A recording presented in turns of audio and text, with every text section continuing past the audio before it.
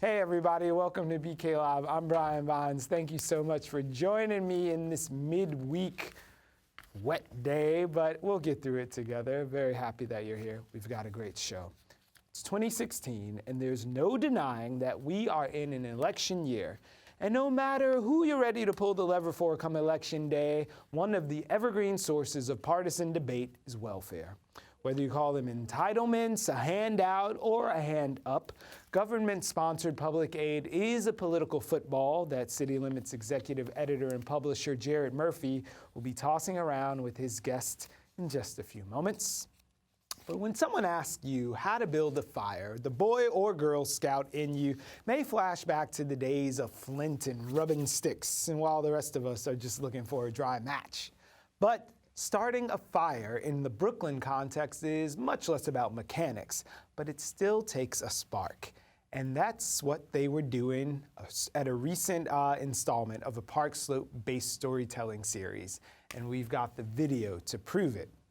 Then how do you make it to Carnegie Hall? Well, practice, practice, practice, of course. And if you want to be at the top of your game on the basketball court, the same answer applies, even if you are a junior or in junior high. A little later, we'll show you a basketball league that creates opportunities for excellence for individuals and entire teams. And speaking of excellent teams, how does an octopete sound? No, it's not a new sushi roll, but it is what you get when you win the Hudson Valley Intercollegiate title 8 times. And lucky us, Michael Bellamy will introduce the head coach of the Berkeley College men's Knights basketball team and 2 of his star players. Then finally, Jamel Shabazz is also a star shooter, but he doesn't score on the basketball court, unless it's with his camera. From the throwback realness of the 1980s street style he captured in his book Back in the Days, to his work as a mentor educating young people, the Brooklyn-born and raised photog chronicles community life right now. Although a new project has him looking back at one of the world's greatest atrocities, and he's going to join us later to talk about it. But up next, as promised, Jared Murphy will discuss welfare right after this video victory lap celebrating BRIC TV's gold rush at the recent New York Emmy nominations. Check it out.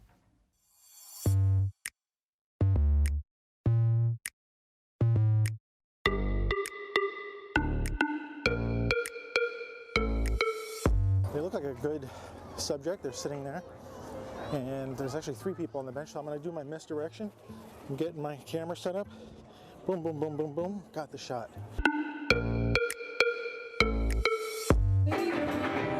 But call your mama, just so she know you ain't dead.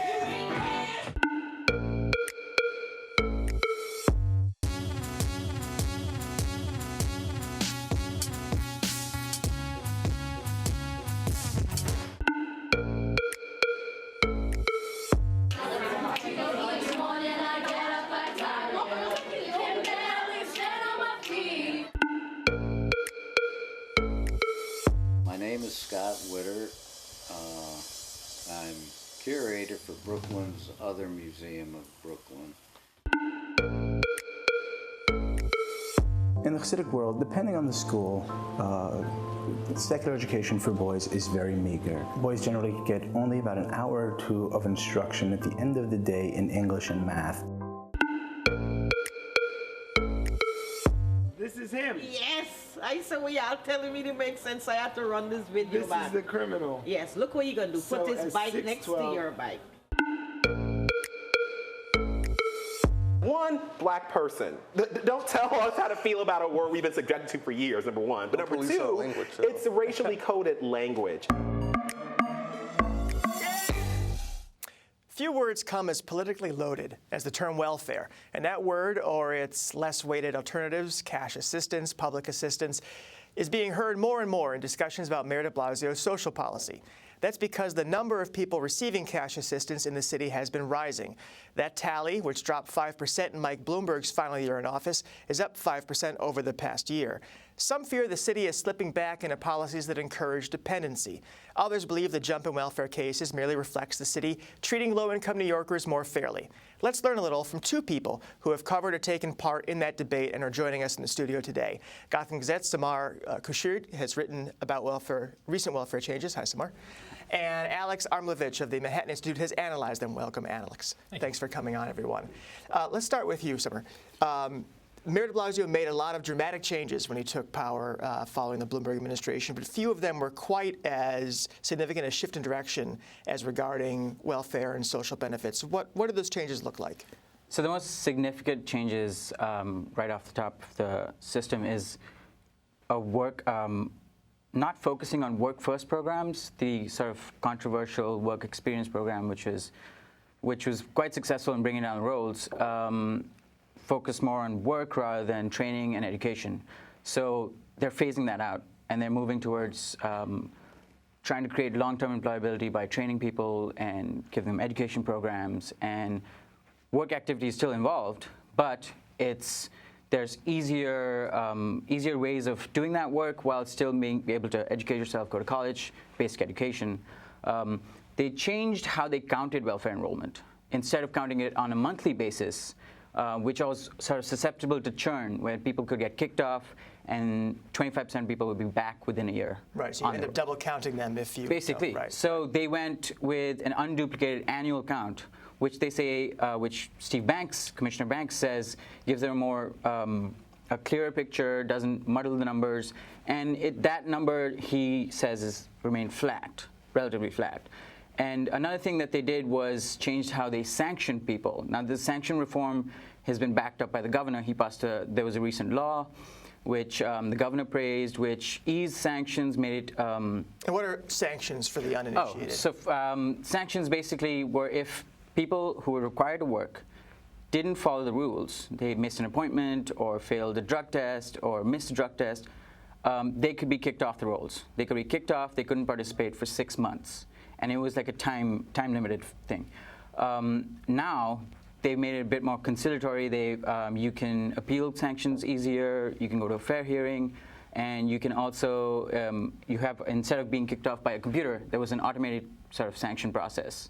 You have an opportunity to meet with an HRA staff member and discuss your case. So that, which led to a lot of churn, has been eased up a little bit, which makes it better and easier for people to stay on the rolls while still managing to participate in work activities. And you mentioned HRA Commissioner Steve Banks. That's one of the big changes, too, a man who has spent most of his career as a legal aid lawyer challenging the city's system for awarding or not rewarding welfare benefits, now in charge of the agency. Alex, you've been analyzing, I guess, some of the impact of the changes the mayor has made. And what have you seen?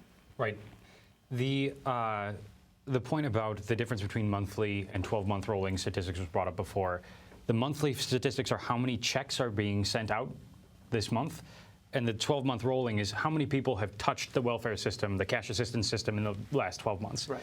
So it still matters that more checks are getting cut each month. That's still an important bottom line to look at. So those statistics shouldn't be discounted altogether. Nonetheless, the interesting thing is that cash assistance is up at the same time that food stamps has actually been falling. We've seen a booming economy, and food stamps, which is a program in which more families tend to have some labor force exposure, at least one adult working at least part-time. There's something like 57% of food stamp families have at least some exposure to the labor market. That's much higher than the exposure to the labor market of cash assistance cases. And so there's some reason to think that it's the result of a change in policy, not the result of a failure to participate in the booming economy at the moment in the city. So that's basically why we're concerned about cash assistance trends, because it should be improving with food stamps as the economy recovers, and it's not. And there was some suspicion, I believe, under Mayor Bloomberg's mayoralty, that the numbers we saw then, it was a reverse, that the economy worsened significantly during the latter part of his mayoralty, yet the welfare numbers really didn't change that much. And I know advocates at that point made the complaint that welfare was not serving people who deserved it, that the system was too punitive, that getting it was too difficult, the anti-fraud measures, too rigorous. Is what we're seeing now merely sort of the city sort of making up that lost territory, giving benefits to people who might have deserved it 10 years ago? So to the extent that it's, I think it's relatively unlikely that it's just sort of a bounce back. Food stamps is a more responsive program. We saw that rise a lot during the recession and falling now. And so it's possible that there's some segmentation between people who are in and out of the labor force in food stamps and people who are in cash assistance might often not participate much in the labor force at all. And so maybe that's why you see that less elastic response even during the recession, is that the people applying for it tended, it's basically that those programs were somewhat segmented in their applications. That's certainly possible. So, do you feel like you spoke for your great article on GothamGazette.org to advocates on either side of this issue? .com. .com, excuse me. It should all be .org. Yeah. Among people who would be considered on the left, is it generally agreed that the economy has improved that much? I mean, the city's poverty rate is more or less locked in where it was. Well, going back to Alex's point, it's tough to judge welfare enrollment in parallel with SNAP enrollment, SNAP supplemental nutrition, food stamps. The new name for food stamps, because that's federally determined, it's federally funded, and there's been serious federal cutbacks in the program. And then this is the argument that people on the left and the HRA would make, that when federal cutbacks happen in the food stamp program, it's tough to gauge the city's response and how the city's people respond to that. There's been anecdotally, they say that people they don't want to go through all the paperwork for bare minimum in food stamps. So it's a tough metric to judge by. I mean, sure, definitely you can make that argument that if the economy is doing better, people should be getting off the welfare rolls. But and it's also tough to say that when the economy wasn't doing so well, welfare didn't spike. There's a lot of other safety net measures, SSI, Medicaid, stuff that keeps people from the welfare system. You wanted to jump in. Right, I wanted to jump in on the food stamps point. There's been it's important to distinguish between the extensiveness of a program and the intensiveness of it, so how much money per recipient versus how many recipients are eligible. Mm-hmm. There's been a small reduction in the benefits per recipient, but there was not a change in the income guidelines or any of the other eligibility criteria. So we have seen smaller monthly benefit payments. I'm trying to think of what exactly the number is. It's some number of dollars per month, but it's a relatively moderate. It's a relatively moderate cut. But we haven't seen a reduction in eligibility, at least. And certainly, the other thing is that under Commissioner Banks, there's been the city has specifically made an effort to do more SNAP outreach, to do more food stamps outreach, and so it's. The fact that SNAP is declining, food stamps is declining, despite outreach during the improving economy, I still think that's interesting, so long as there has not been eligibility cuts, which there have not yet. Let me turn this on its head a bit. There are about 1.6 million New Yorkers who live under the federal poverty line, I believe, something around that number. 360,000 people get welfare. Why do so few poor people get welfare? I think that part of it is that there's, in order to get, categorical eligibility for cash assistance, I think that... Basically, you need to be more than simply poor to receive welfare, right, and you have to apply for it. Exactly, the particular, in terms of, you said, are you saying under the supplemental poverty measure or the traditional... No, that's a straight one. FPL, because that's interesting. Yeah. I think in a lot of cases, it's intended to be for supporting families. The state's that's right. This state safety net assistance is for childless couples, basically those without dependents. So cash assistance is intended to be for families, and so that's part of the large difference there. Right. The other thing is that the number of cases. It's families. I'm sorry, I forgot. You said the number of individuals versus the number of cases. There's two aspects to cash assistance, to temporary cash assistance. There's temporary assistance for needy families, which is federally funded. The former AFDC post-welfare reform. And there's the safety net assistance, which is city and state funds. Right. And off that 360,000 that you said, an annual number was HRI puts it closer to 500,000, but 490 something. And off that, this is to bear in mind, these reforms that have been put into place only apply to about 80,000 people, because the rest of them, children, elders, people with disabilities, seniors, and just people with disabilities, it doesn't apply to them because they're not required to participate in work programs. The roughly 80,000 or so of them, another 27,000 are either employed part-time or work minimum wage jobs that they don't make enough to get by. So I was going to say the simple answer also was that it's cases. I'm sorry, the number you said was cases versus individuals. The answer is actually super easy. I apologize. The numbers get confusing, of course. I hope I didn't confuse them. Right. But part of the mayor's plan has been to reevaluate how the city approaches these things, and I think we're still in the middle of that evaluation process. Do you feel like we now see Mayor de Blasio's policy on training, on education, on welfare receipt, or is that still evolving? So one thing I'm really interested in getting is the actual education and training data. I would love to know how many GRE enrollees are we GED enrollees for people who didn't finish high school now going back to finish. How many people are enrolling? What do the on-time success rates look like? Because then this bump in the cash assistance roles, if it could be explained by a rise in successful a temporary rise, right, but a rise in successful GED completions or enrollments right now, then that certainly would be heartening. But right now we're not able to substantiate that. So there's sort of a burden of proof on the city that if they're changing the method, if they're changing the way the cash assistance program works, they should supplement that with data to show that it truly is a harmless bump and not the start of a bad trend. I'd say you have to wait till the end of the year. That's their end of this calendar year. Yeah, and till December 31st this year.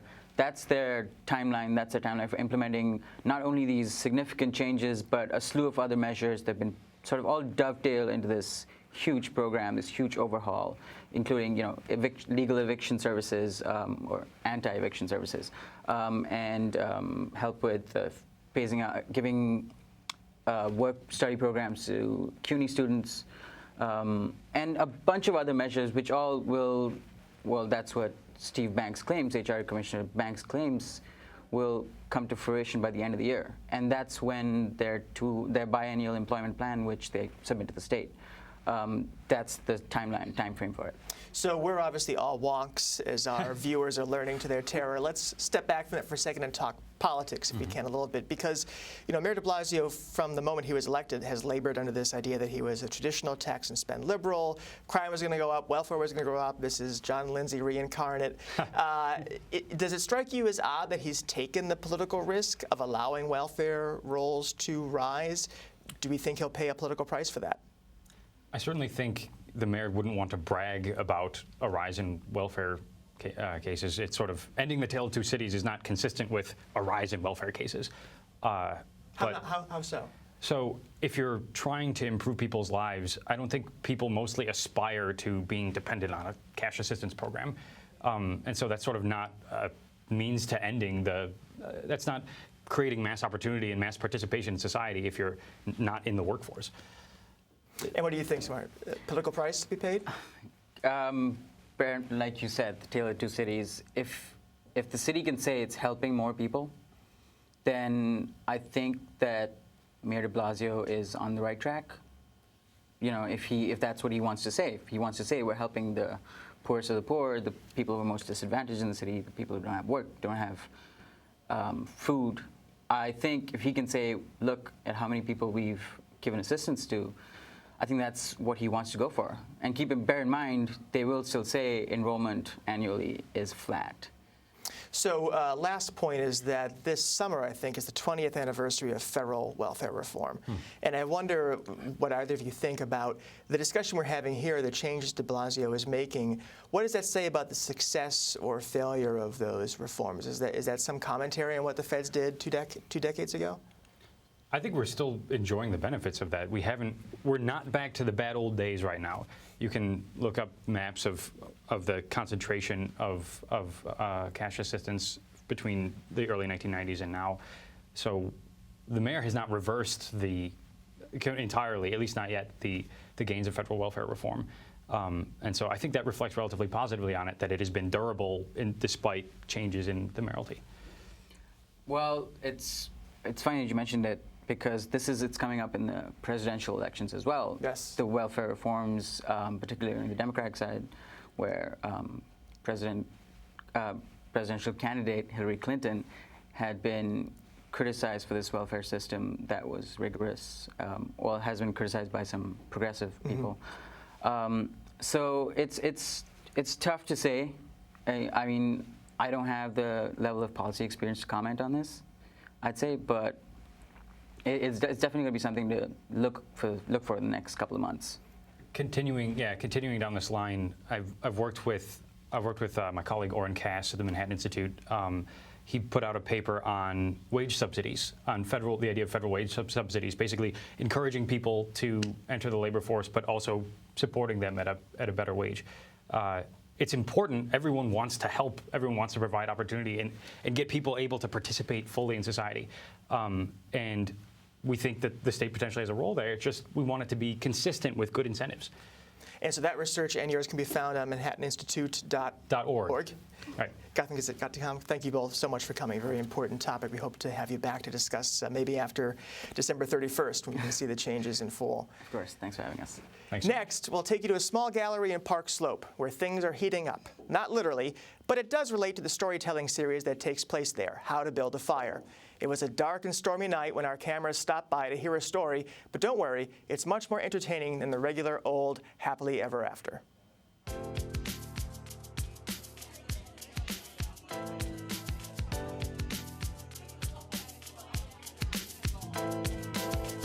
Parents came up to me and said, I want to do a storytelling series.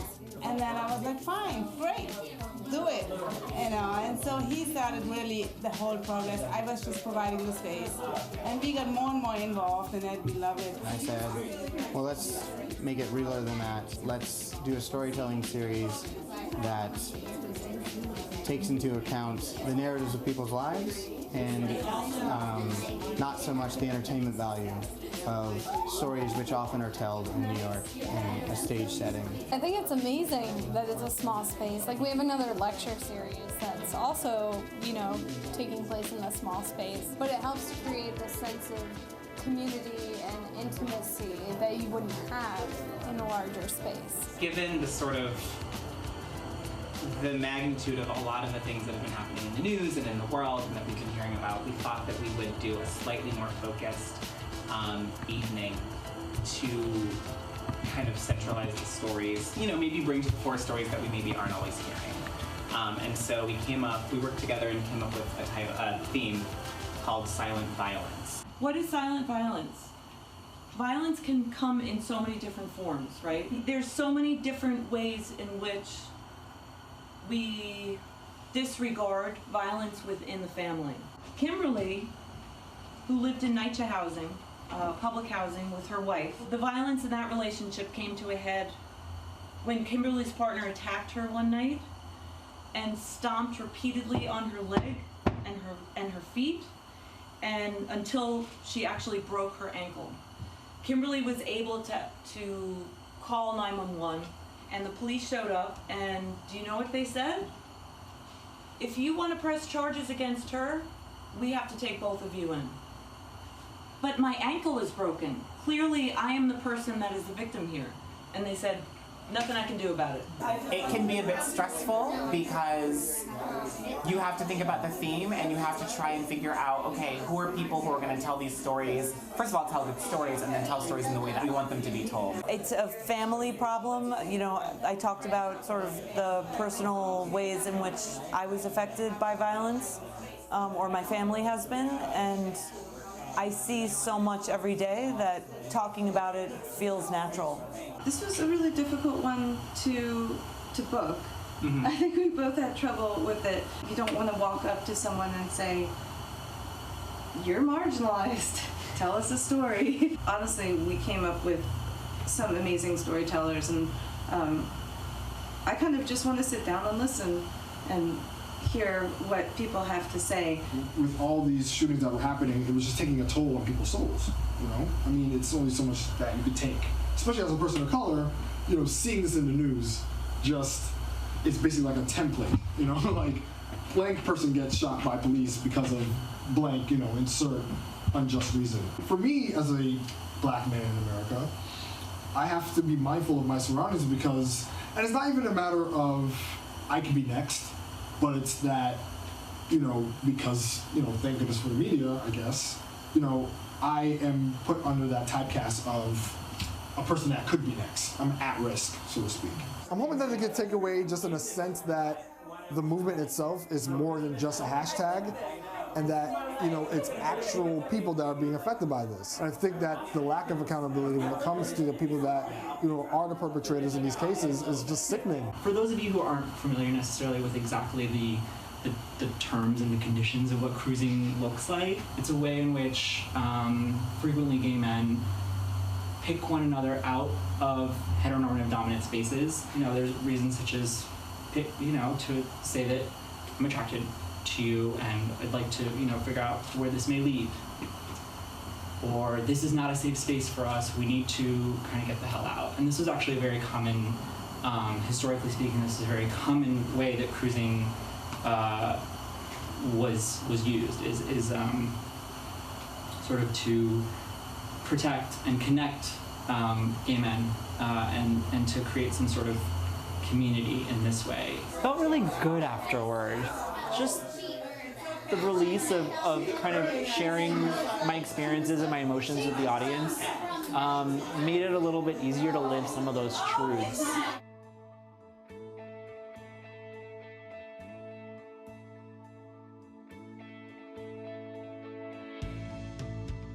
If you say how to build a fire to somebody, they can take it one or two ways. One way you can take it is like sitting around a campfire and having a storytelling event, you know, with family members.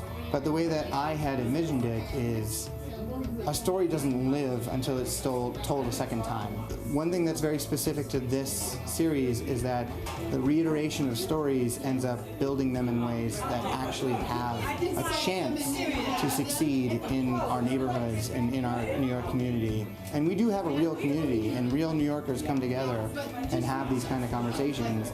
And if we actually have conversations about these stories, then we can build upon them.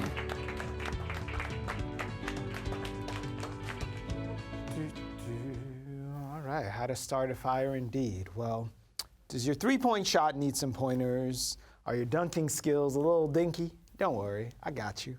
Well, I don't, but recently we met the folks behind Brooklyn's newest youth basketball league, where they help student athletes up their skills on the court and off with the help of some big-name sponsors like the Brooklyn Nets and Applebee's. Check it out.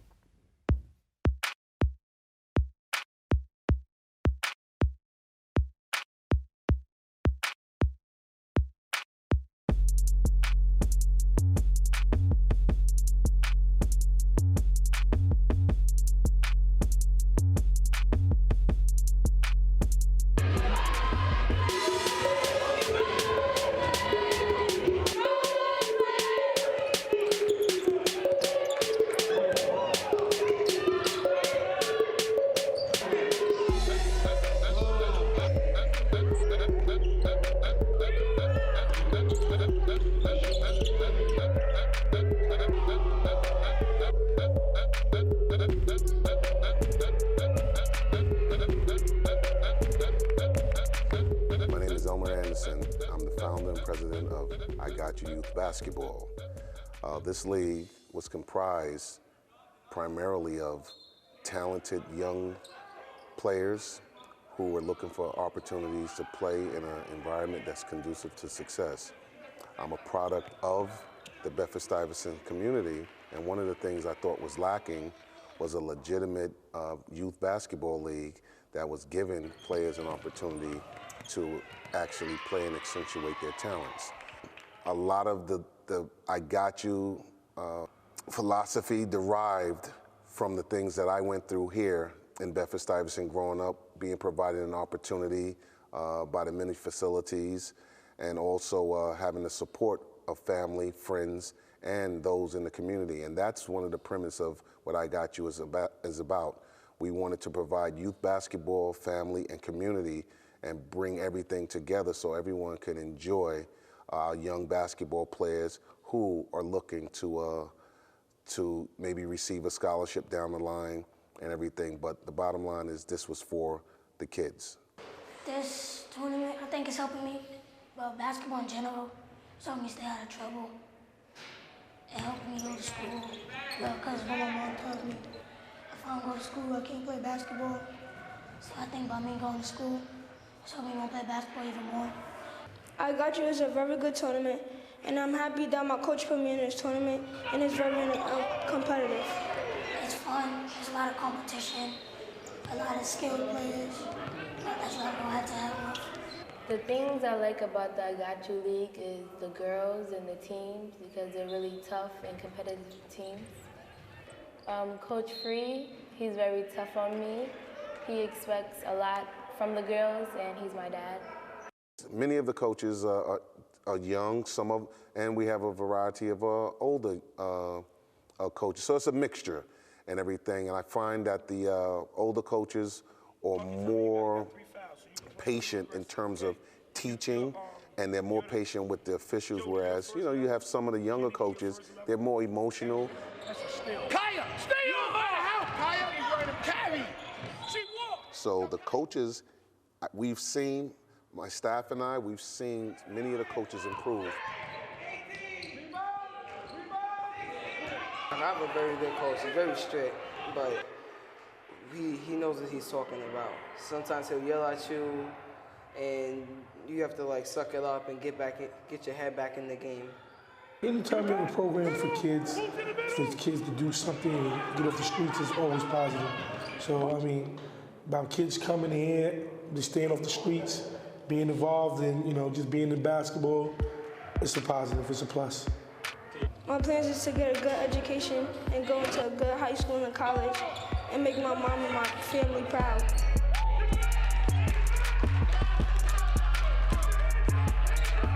Great program here in Brooklyn. In Division III basketball at Berkeley College, winning seems to be quite contagious. Recently, on the campus of the College of New Rochelle, the Berkeley College Knights men's basketball team won their second straight Hudson Valley Intercollegiate Athletic Conference men's basketball championship. This time, they defeated Vaughn College Warriors 90-70. By the way, the Knights have won the Hudson Valley Intercollegiate Athletic title 8 times. Adding some extra polish to that season was last year's United States Collegiate Athletic Association championship win.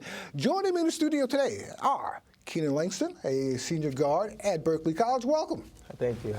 You're familiar with Brooklyn, right? Because you were born right here. Yeah. Also, junior Alessandro DeAngelis, a junior center on the Knight squad. Welcome. Hi. And you're from where? Italy. I come from Italy, yes. Oh, well, we got to talk about that. And also the head coach, Coach Chris Christensen. Head coach, welcome. Good morning. Coach, I want to first talk to you about your formula for success. Okay. Because you've been here 8 times. You won the conference title 8 times. You won the championship and the U.S. College Athletic Association last year. Right. So you're defending. Right. I really have 3 different terms that I use for success. And the first one is hard work. When we come to practice and the gym doors are closed, we basically say, you're here to work hard, okay? With that, we use the word dedication, the idea that you're dedicated to come to your practices every night, you're dedicated to be on time, and you're there to dedicate yourself to the task at hand. The last one I use is sacrifice, that the sacrifices that you make today are going to have a tremendous impact on you for the future. How do you guys fit into that formula? Well, before I came to Berkeley College, I didn't really have those 3 things embedded in me. And, when I met him, it was basically, he told me the 3 things that we needed to succeed, which was his morals. And ever since then, it was just embedded in me. And then when I look at the rest of the players, they just motivate me, and we all do the same thing. So, How about yourself? Yes. Coming from Italy also. Yeah, that's true. But these values are so important, not only on the basketball courts, but also, let's say, in real life situation, in the real life experiences. And we know that if we put effort in that, even more than 100%, like our coaching staff tell us all the times, every practice, every night, we know that we're going to be successful not only in basketball, but life. So you generally. can apply those same Yes. skills to everyday life situations. I want to talk about the court. You guys won 21 straight this season. How did you do that? Every day or every week, you know that the teams are coming to get you. You have the bullseye on your back and on your front too, as far as especially your heart, because they try to take that every game. I really think it goes back to those same three concepts again that we preach. But this year, I would say that for this year, for the first time in 20 years, I think this team has hunger. They are very hungry. And if you look at our games, you'll see that in the second half, our energy level just goes up so high because we know that we have to win the game. So I think we're very hungry, and I think that's the terminology. Because in the championship game, you came from behind. How'd you guys do that? Well, you know, we just went in the locker room in the halftime, and, you know, we just talked about fighting through adversity. That's our main thing. Every day we fight through adversity in our lives, so we used to it. And we just, you know, talked about how we're going to get back into the game and just play for one another and be a family as we are. And it worked out for us in the second half when we came back and won a game. Yeah, we were down in the first half. And this happened a lot of times actually in the season. And we have most of the times we've been able to come back and fight for the win. And I think this is like what our team is all about, like never give up, go for the prize. And perseverance. Yeah, so perseverance. Like Never satisfied. Basically coming from behind, that's your, I guess, it talks also about mental toughness, because most teams, if they're down, you know what, forget it, we'll come back next week. And hopefully, not this team. Not this team. Not this team. It seems that when we're behind, they even play better. They want it, and they can see it. And it's just amazing. If you looked at our last game and you saw what we did in the last half, I mean, we scored 54 points in the second half. And that's pretty big. That's pretty big. Your arrival here, how did you arrive here? Because you said you were in junior college, right? You're from Brooklyn. You went to high school here. Yes. I went to William E. Grady first, and then I went to Brooklyn Academy. After that, I went to a junior college in California called Southwestern College. I played there for a year. It didn't really work out. Came back home. I met Coach Christensen, and, you know, he just took it from there. He showed me that, you know, it was basketball. Then he helped me with school and focused on graduating. So. I used to play in Italy, and that was my last high school here. I didn't know if I wanted to keep playing basketball. I had this one friend who was attending Berkeley College, and she introduced me to Coach Christensen. And once I met him, I just decided I wanted to give it one more shot. You know, and people have, I guess, the illusion about D3 ball, that it's not competitive. It is very competitive, as far as you know, and you know. Yes. Yes, sir. Explain that. Well, we play a lot of teams, you know. For instance, we had a Division III tournament, which one of my best memories, we played Richard Stockton University in DeSales. Jersey, right? Yes. In DeSales, and it was a tough tournament for us. We went into 2 overtimes the first game, so D3 basketball is definitely, you know, it's tough. No matter what level you're on basketball, any sport period is tough. So. Offensively, Coach, what type of offense do you run? You run a boxing one? You run a triangle? We have so many different offensive sets. For me to tell you that, I would talk to you forever. And the thing is that I don't want to tell you too much about that right now, because we're going to a championship, and I don't want anybody to know. Right. Now, next week you are the #1 seed in the U.S. Collegiate Athletic. We are the #1 seed. Right. Yes, sir. How's that feel next year? Because last year you won it last year. So we did, but we have never been the #1 seed, and quite honestly, Michael, we have been the #1 seed throughout the entire season in the USCAA. We have never moved from that. So it's a very big accomplishment for the team, and I also think it's a very big accomplishment for the school. Speaking of the school, I know it must be reverberating around the several campuses across Berkeley College, because you have 3 campuses here in the New York area. Yes, sir. In New York City, period. And then you have several in Jersey. So is it reverberating around It the is. whole the different campuses. It is. It's all over the media. And our last game that we played on Sunday for the Hudson Valley Championship, we actually had a series of about 50 to 75 fans come from the Westchester campus, and they were there to root us on. So it's getting around, and it's very important to me because I've been doing this for 20 years, and I really would like to see this really plummet even into the next level.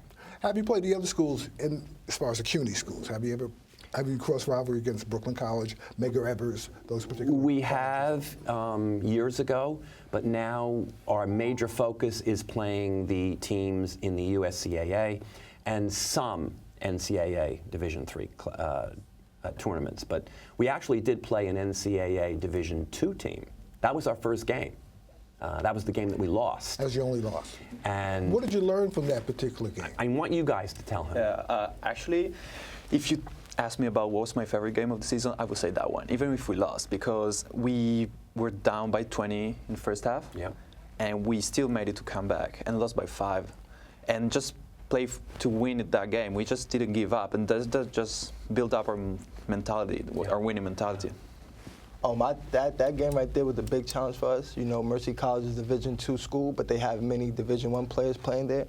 So, you know, it was a great experience playing against those guys. You know, as he said, we were down 20 points, and to come back against that school and only lose by 5, and they're home. At their home. You know, and that's what I got to talk to you about. There's no home advantage, home court advantage of this particular team. You practice perhaps at BMCC. We practice at Borough Manhattan Community College. And also at the Stye Dome. And at certain times when we can't practice at BMCC, we will practice at the Stye Dome in Brooklyn. Right, matter of fact, I got to give big ups to Eric Hicks of the Stye Dome of Game Over, who told me all about you guys basically last year. So I got to give. He's a real gentleman, real gentleman. Right. So those sacrifices of those practices, because you'll practices at different times of the week, different times of the day because of the schedule, right? The conflicts what's great about us is that the guys that play on our team, they will go to school from 8 a.m. in the morning until basically 1:30 in the afternoon. Then they go to part-time jobs from maybe 2:30 to 7 or 7:30. And then they come to practice at 8:30 to 10 o'clock, to 10:30 every night. So if you can foresee this, I mean, this is a very busy schedule every day. And it again goes back to that word that I gave you, sacrifice. These young men are making sacrifices for their future. And it also there's a degree of discipline and dedication too, because you can't miss a beat. No, they can't. They can't. And if they do, you know who's going to be after them. Oh yeah. Oh yeah.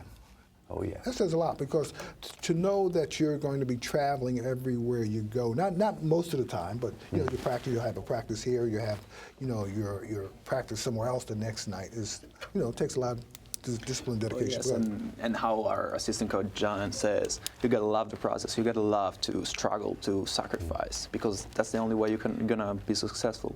That's one thing I want to tell you, and I really believe this. You are only as good as the people that work for you.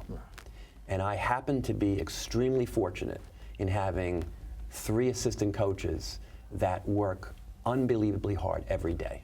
And I really think that should be put into my formula for success, because without them, I couldn't do this. I couldn't. And one other thing, I know I'm elaborating on the basic as far as you move from gym to gym, but that also applies on the court, because you never know how that opponent is going to show up, so you guys are able to adapt and you're flexible in your approach. Well, many of our games, too, are travel games. Right. We travel all over the place. We travel to Pittsburgh, we travel to Pennsylvania, we travel upstate, we travel to New Hampshire. We travel a lot. Next week, when does the tournament start? Next week, Monday we leave, so we don't play until Thursday, I believe, our first game of the tournament. So. And what do you have over there? Okay, we wanted to say on behalf of Berkeley College, you know, we want to just give you a gift. Aw, thanks for we appreciate you having us on the show today. Oh, that's nice. Hopefully that's you nice. support us, Berkeley Check Pride. this out. Oh, that's nice, isn't it? And watch us on the USCAA And we have the website, folks, please. we also have the folks there in the back too, the fans, right? Yes, there they are.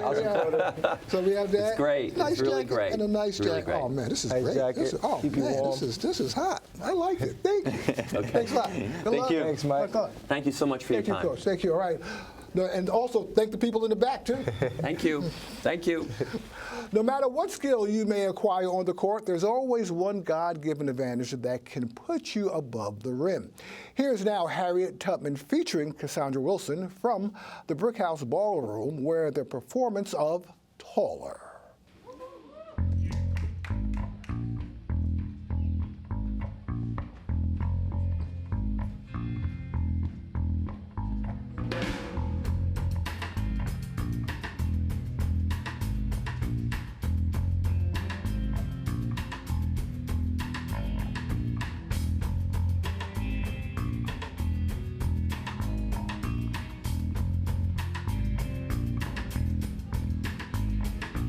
The writing is on the wall. The rainbow is on my steps. I promised myself that I would only listen to the voice that gives me breath. My freedom is all I have. My freedom is all I own. You can't control the way that I talk my talk. You cannot take away the place I call home. When you shoot me down, I will grow taller. You will grow smaller, then fade away. When you shoot me down, I will grow taller. You will grow smaller. I will rise up again.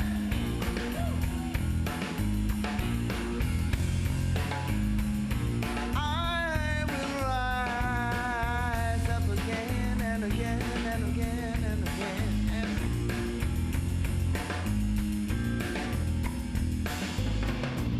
The people take to the streets. They offer their selfless souls. They will not stop until the guns have been thrown away. We will not stop until the story unfolds. Freedom is all we have. Freedom is all I own. You can't control the way that I walk my walk. You cannot take away the place I call home. If you Now, while Coney Island may be New York's playground by the sea, it also has a more shameful and historic distinction. You see, Coney Island was a recognized dock for the slave trade, harboring ships full of enslaved Africans who survived the horror of the Middle Passage crossing the Atlantic. But on the second Saturday in June, hundreds of people gathered to commemorate the millions of lives lost in the voyage, with prayers, music, and ceremonial dance as well. Photographer Jamel Shabazz is usually in attendance, and his latest book helps to document the Day of Remembrance, and it's a tribute to the ancestors. Welcome, Jamel Shabazz. Thank you so much for happy to having me. have you here. It's a pleasure. So this is a tremendous event that happens, but it's to commemorate something that is tremendously horrible, beyond a lot of people's comprehension. So give us how you sort of come at the Middle Passage. I was invited to the Middle Passage back in 1995, from some elders in Prospect Park. They'd have a summer gathering, and they were giving out flyers. And it immediately caught my eye as a place I needed to be at and document. So from 1995 on to the present, I've been going almost every year, just photographing this moment of really coming together and remembering those that suffered, from the 15th century on to the 19th century, and millions upon millions of lives that were lost. So it's a really beautiful gathering of of just people from different diverse communities coming together to just pay tribute to those who've passed away. And it's a generational thing. There's young people that come in who are learning the history, it's elders who've come. And it's very profound for me, both as a photographer documenting, but I'm also a participant paying tribute to those who passed on at the same time. So it's a very important event for me to go to record and just make sure that that important legacy and the suffering of our ancestors have not been for naught. So just in the course of doing the research and reading and stuff for today, I was reminded and struck by like the horror and just the mass, the numbers that of something so like startling that you get a lot of distance from just living in our modern world and seeing a lot of the challenges that people who are the descendants of those folks are facing today. So how do you sort of bridge that gap between what's happening now and remembering the horrors of just getting here? I feel as an artist, it's my responsibility to use my gift of photography to just record these events and share them, you know, so the future generations can see and have a better understanding of what transpired. So I'm duty bound to use my craft, you know, and I'm grateful to have the ability to see. And with this gift, I feel that it's just something I have to do. So not only am I documenting events that have nature, you attribute to ancestors, but I'm just striving now to just document the beauty and history of our rich culture. You know, and I'm working on a series of projects of honor and dignity, because if I find that that's necessary. So again, as a photographer, as a visionary, I have an obligation to just do the best I can and record these images not for me, but for the larger society. And what I strive to do too is donate the work to institutions like the Smithsonian, the Brooklyn Public Library. So there's a historic record now there of this body of work, so it would outlive me and could be passed on.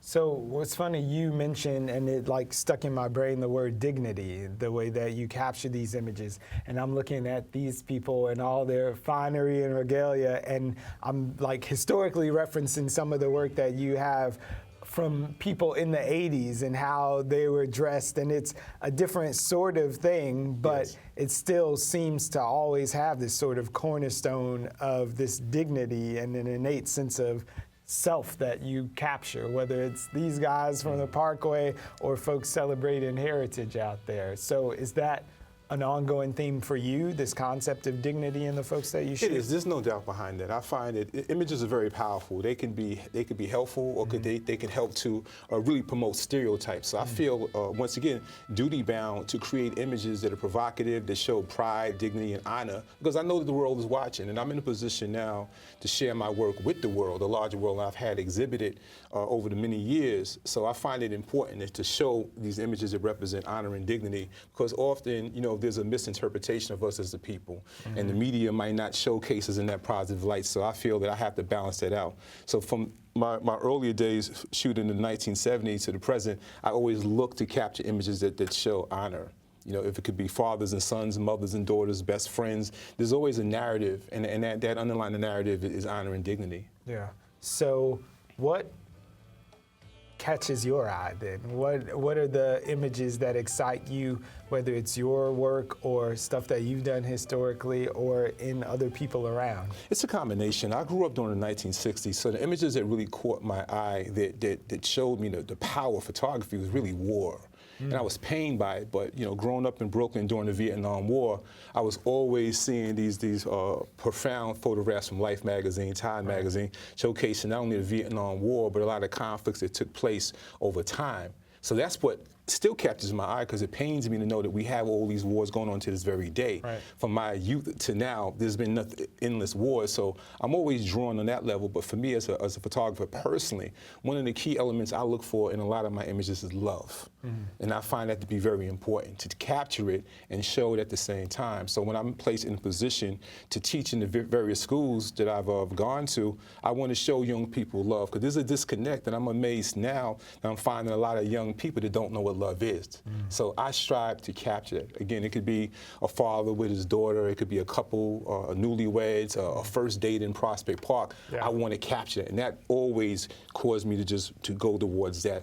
The stimulation comes from the images of war, but my passion is really embedded in my desire to capture love, to balance the war out. So You have some of the tools of your trade here, and a second ago you mentioned the mentoring sort of partnership that you have working with young folks. Yes. Everyone with the camera phone is a photographer now, but you've got some actual live cameras here. What do you teach young people about the craft and actually taking pictures and using tools, and how does that translate to other parts of their lives? It's what key now is I want young people to see that having the ability to see is a divine gift. And you have this gift, and let's use it in a very purposeful manner to create. And I let them know the importance of documenting their family. You know, it's very imperative for me. I grew up with a family of photographers, and I had a lot of family gatherings, so I encourage them to document the life around you, document the elders within your household. Not only document them with the photograph, in terms of capturing with the image, but also interview them. And it's important to learn that history to pass on. So we all have these cameras now. You mentioned the iPhones and technology that has, phones that have the capability to record. Right. Use that to just interview the elders and learn more about your rich history and culture. And I also teach photography as a possible career option.